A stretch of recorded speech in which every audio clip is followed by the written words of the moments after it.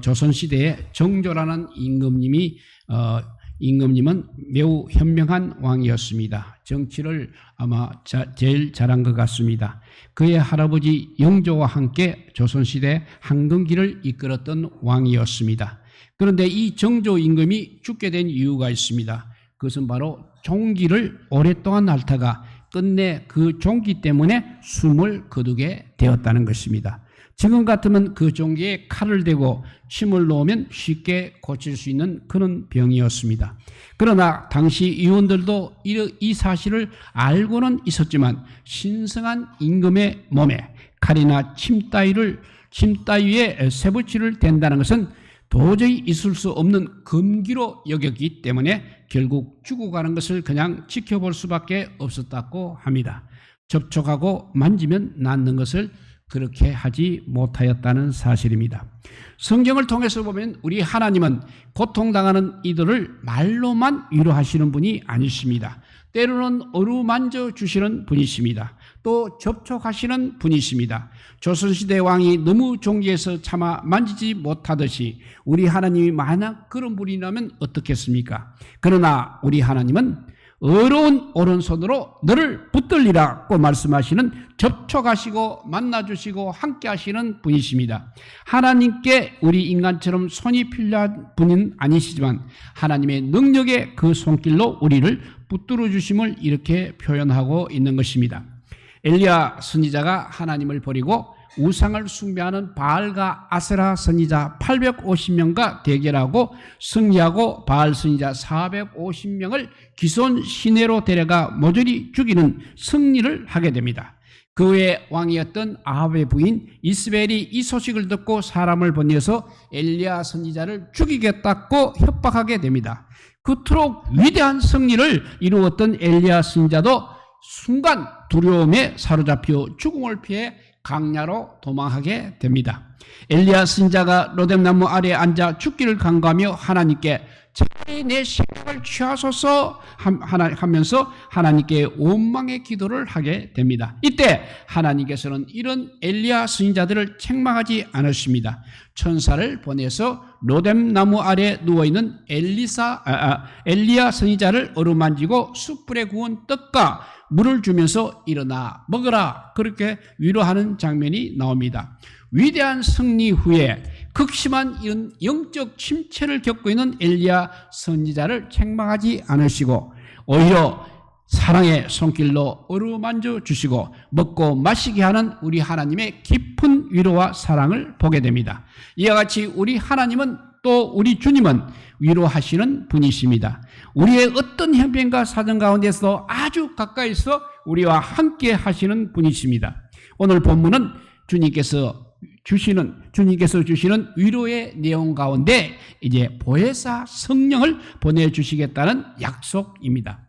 그와 같이 버려두지 않고 다시 오시겠다고 제자들에게 약속하셨습니다. 이 약속은 곧 우리에게 주시는 약속이기도 한 것입니다. 주님께서 보내주시겠다고 약속하신 성령님은 우리에게 어떠한 분이시며 우리에게 어떤 위로와 어떤 능력을 공급하시는 분인지 살펴보도록 하겠습니다.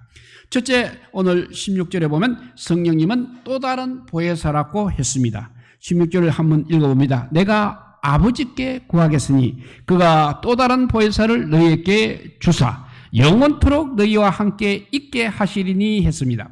예수님께서 이제 하나님 아버지께 구하여 또 다른 보혜사를 보내주시겠다고 말씀하십니다.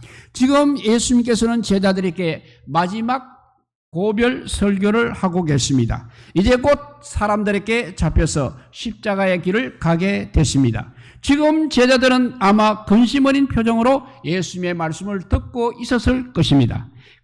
그들을 향해서 오늘 본문 앞에 있는 14장, 요한복음 14장 1절에서 15절의 내용을 보면 위로하고 계신다고 했습니다.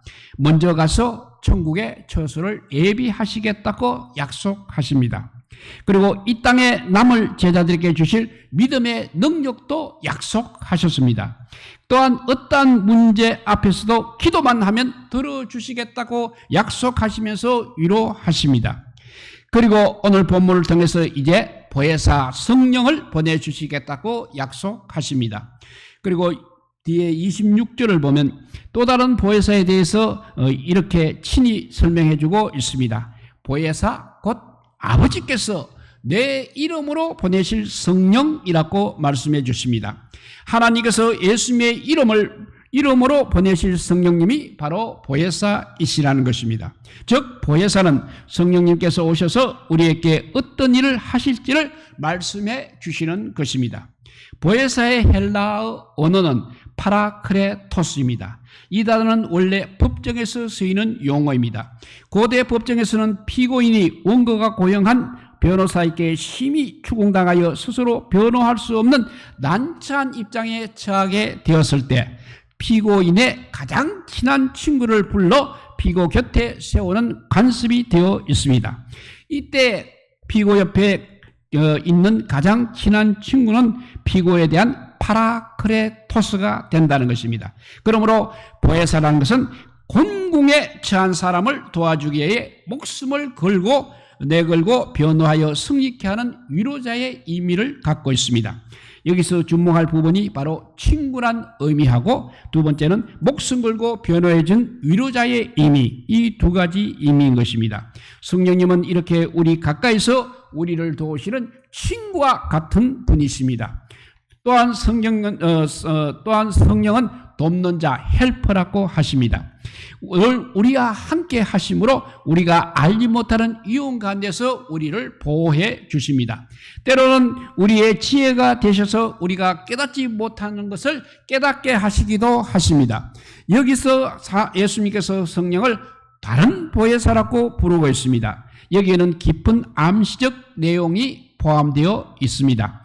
다른 보혜사의 형용사 다른에 해당되는 알로스라는 말은 종류와 성질이 똑같은 다른 것, 똑같지만 다른 것이라고 다른 것을 뜻하고 있습니다. 즉 예수님께서 성령을 다른 보혜사라고 말씀하신 것은 예수님께서 보내실 성령은 예수님과 동일한 인격과 동일한 목적을 가지고 예수님의 이름으로 예수님을 대신해서 예수님의 위치에서 일하실 것이기 때문에 그렇게 부르는 것입니다.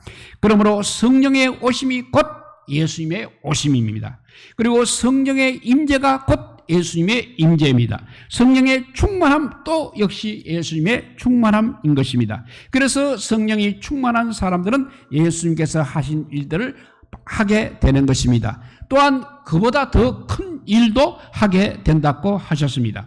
성령에 붙잡힌 사람들이 놀라운 일들을 이루어가는 이유는 성령님이 곧 예수님의 영이시기 때문에 성령님이 하시는 놀라운 일들을 하게 되는 것입니다. 우리는 이 땅에서 주님께서 하신 일을 대신 위임받은 사람들입니다. 그 일은 보혜사가 되시는 성령께서 도우실 때 가능한 일이라 할 수 있겠습니다. 우리에게 보내주신 성령은 지금 우리와 함께 계십니다.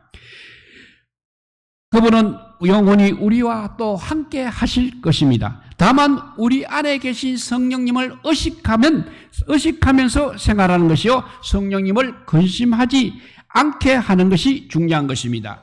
우리를 돕기 위하여 늘 우리 옆에서 우리와 함께 하시는 성령님을 우리가 의지함으로 매일 우리들의 삶이 성령의 위로와 성령의 평강이 함께하는 삶이 되기 바랍니다. 이렇게 성령님은 또 다른 보혜사라고 했습니다. 그리고 두 번째는 성령님은 진리의 영이십니다. 17절에 그 말씀이 있습니다.